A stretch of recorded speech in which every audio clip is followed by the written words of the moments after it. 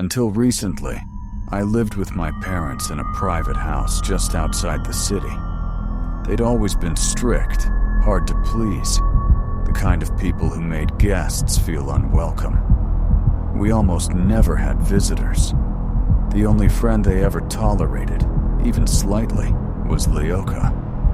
I'd known him since first grade. If I ever needed someone to lean on, he was the one. My parents? They'd rather yell at me for my mistakes than teach me how to avoid them. Leoka, though, he'd drop everything to help.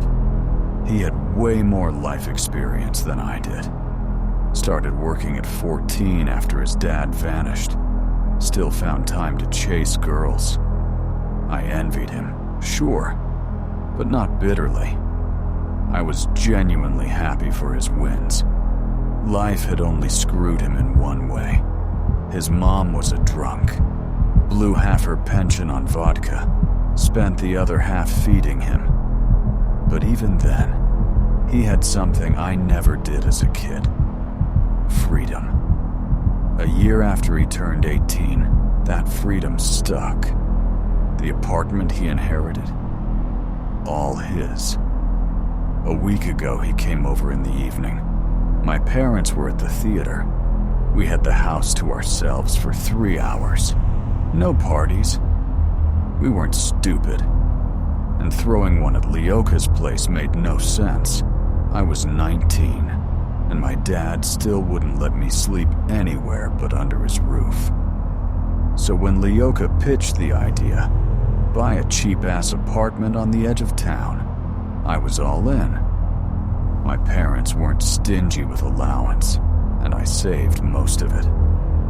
I doubt I can afford anything decent, I said. You can, Leoka grinned. Not just decent, brand new, in a modern complex. Bullshit, I muttered. Dead serious, he shot back. I've got the whole plan worked out. Our neighbor did it. Bought a dump, now he's living large. Your cash is enough for a Soviet-era 5th floor walk-up. Foundations cracked, walls splitting, mold everywhere, heating's shot. The whole building's marked for demolition. They'll relocate everyone to new apartments. You're asking me to live in a death trap? I snapped. Relax, he said. It won't collapse in a month, but they'll 100% relocate you. Free 2-bedroom in a new build. What's not to love? I told him I'd think it over. Needed to talk to my parents.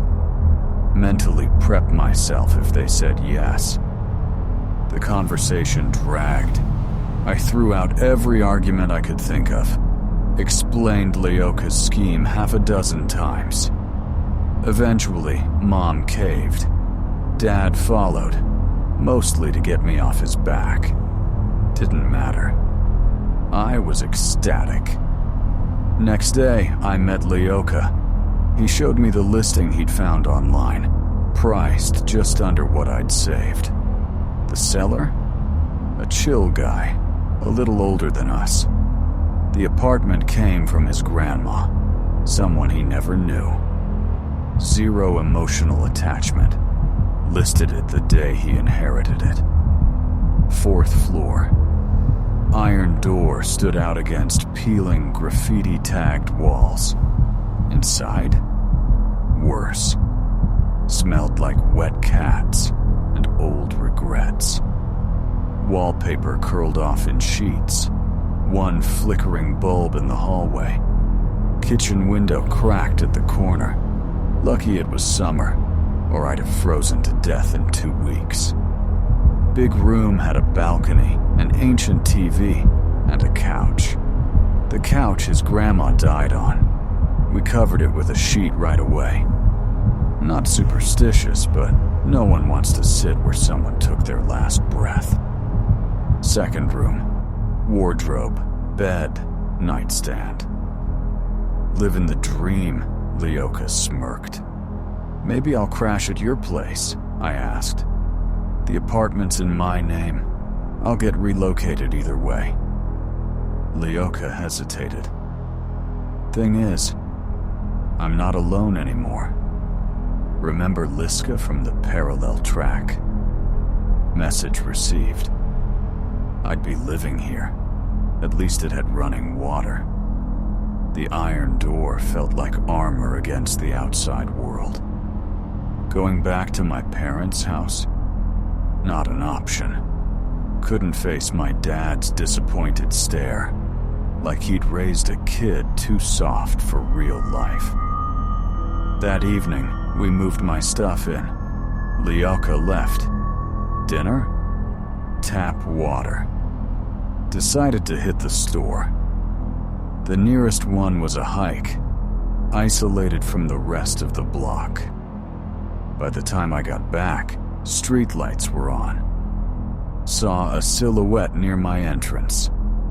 Hesitated. Went over anyway. "Who are you?" the figure asked. Woman's voice. "I live here," I said, turning from the door. She stubbed out her cigarette and stepped closer. Mid-height, middle-aged, surprisingly well-preserved, but her voice was smoked raw. "Lyudmila," she offered her hand. "Sergey," I replied. "How long you been here, Sergey?" "Moved in today." "And me? Lived here my whole life. Ain't going nowhere. The suits think they can toss us out easy. Promise new apartments. Probably end up in a dorm bunk." She rambled on. "I'd rather rot here. Let that crack split the whole damn floor. Anyone else live here?" I asked. Polite. "Just Boris Anatolyevich, ex-Navy. Got this place for service. Lost his whole family in a crash. Lives alone. 5th floor." We chatted a few more minutes. Then another silhouette emerged from the courtyard shadows. Posture straight, steps firm. But the limp and heavy breathing gave him away. Old man. "Meet Sergey, Boris Anatolyevich." Lyudmila nodded toward him. He stepped into the light. Gray hair, thick mustache. I offered my hand. He didn't take it. Eyes wide with worry. Something was eating at him. Didn't press. "Don't open your door at night," he said. Sharp. "Door?" I repeated. He didn't answer. Just hurried up the stairs. Lyudmila and I exchanged glances. No answers. We split up and went home. Don't know why, but his warning stuck with me. That night, I locked the iron door tight. Also bolted my bedroom door. Last latch, small sliding bolt. Couldn't sleep. New place jitters. Kept thinking about the old man. Probably just senile, I told myself. Finally dozed off. Then, bang. Noise from upstairs. Like someone dragging heavy furniture. Heavy footsteps. Another bang. Final straw. Glass shattering on the floor. I got up, smacked the radiator with my watch strap. The noise stopped. Rest of the night. Quiet. Next morning, before class, I ran into Lyudmila by the entrance. Asked, polite, about the apartment above mine. She smiled. Boris Anatolyevich, total dementia, stage 5. Moves shit around. I chuckled, smiled back, headed to school. Day passed normal. After lectures, hung with Leoka, met his girl Loiza, stayed till evening, got home late. Under the streetlights, another silhouette by the entrance. How was your day, Lyudmila? I smiled. She didn't answer, just stared at me, terrified. Something wrong? Seriosha, I don't know. Her voice trembled. I just got back from work, was standing here, smoking. Then I looked up. My window. Light turned on. She swallowed hard. Then, just like that, off. Could be someone inside. Enough, I laughed. This building's older than both of us combined. Wiring's glitchy. Want me to check? If it's not too much trouble, Seriosha, she said, calmer now. Handed me her keys. I cursed myself, but it was too late to back out. Had pepper spray in my pocket. Gave me a sliver of confidence. Her apartment door was locked. I opened it with shaking hands. Flipped the hallway light. Empty. Checked kitchen. Living room. Bedroom. Nothing. Didn't want to go back down. So I yelled out her window. She looked up, relieved. Came inside. Offered tea. I politely declined. Went back to my place. Sat at my laptop, watching a show. Window wide open. Could hear everything outside. Voices of passers-by. Distant cars. Then, a scream. Woman's scream. I jumped up, looked out the window. Nobody. Another scream. This time I knew. Coming from inside our building. My blood turned to ice. Then a hot, ringing dread locked around my chest. Only one person it could be. Lyudmila. Who'd hurt her? Ex-husband? But she was alone. 40-something. Single. If she didn't open the door. Where? I froze. Eyes wide. Breath caught.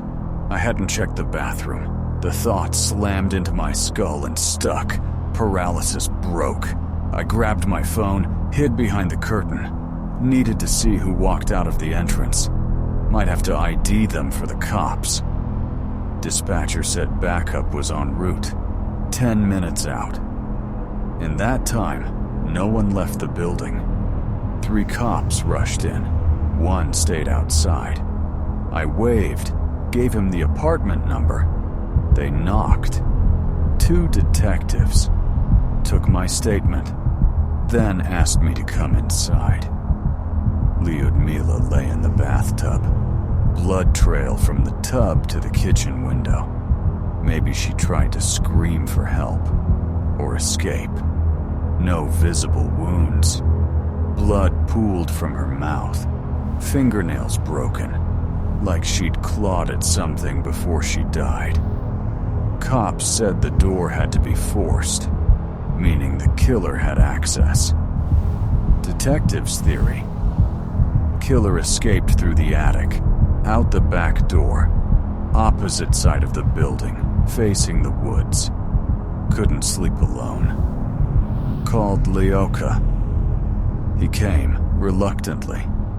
Liza was at her place, so nothing held him back. Didn't tell him about the senile old man upstairs. What's the point?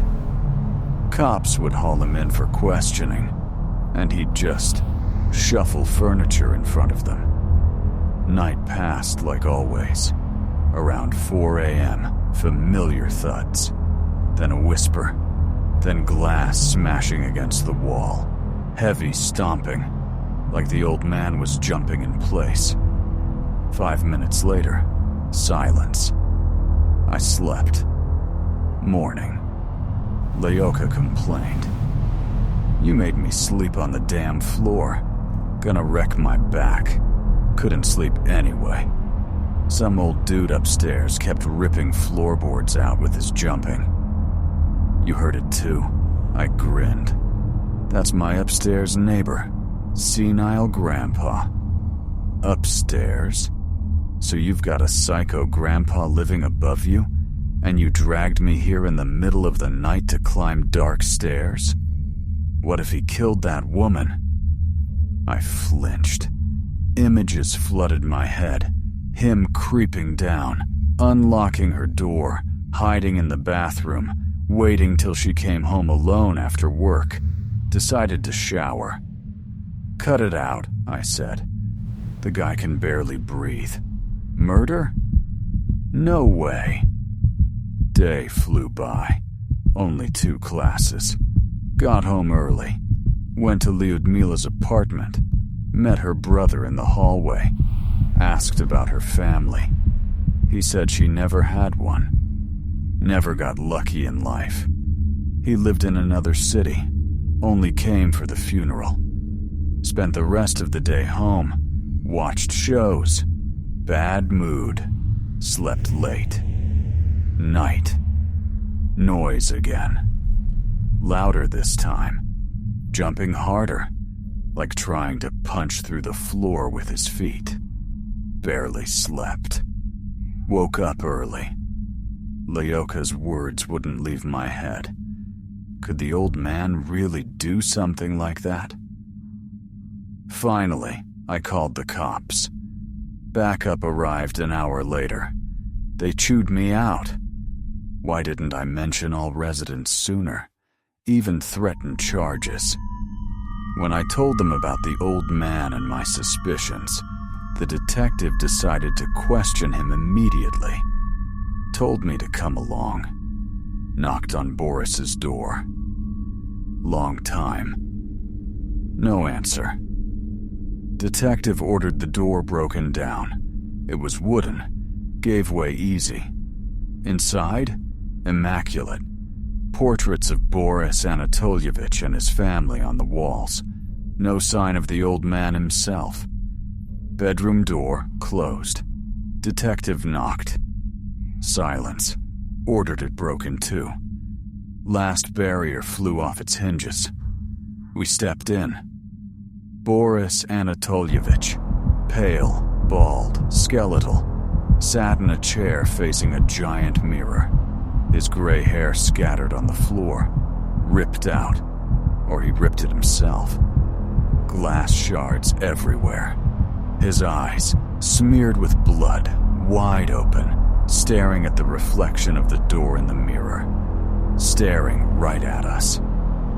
Detective called an ambulance and a coroner. I stayed home. Skipped university. Called Leoka, no answer. Felt alone. Terrified. That night, I locked every door, every window. Slept with the lamp on, barely drifted off. Dawn. I opened my eyes, stared at the ceiling. Thought. Then, bang, jumping, sprinting across the apartment. Morning jog now? I muttered. Realization hit 2 seconds later. I jumped out of bed, dialed the cops. Time dragged. Noise stopped. Heard sirens screech to a halt outside. They searched the apartment. Found no one. I grabbed my laptop, cash, passport. One cop agreed to stay with me till I left. Got dressed in a panic. Forgot where I tossed my phone. Had to call it from the landline. Never used that thing before. On the ride out, the detective told me the autopsy results. Boris had been dead for at least 3 days. Meaning, he was killed the same day he warned us about the door. And then left. I sat at Leoka's place till evening. When he got home, we rounded up 3 friends and went back to grab my remaining stuff. Streetlights flickered on as we approached the building. Bad idea. Going back at dusk. I glanced up at my window. The light turned on for a split second, then off. Almost passed out. Don't remember how we got back. Just remember screaming at everyone to run. Get away from that building. Now I'm living at Leoka's, waiting for the demolition. Recently, I found missed calls on my old landline. Threw out the SIM. Tossed the phone. Not my problem anymore.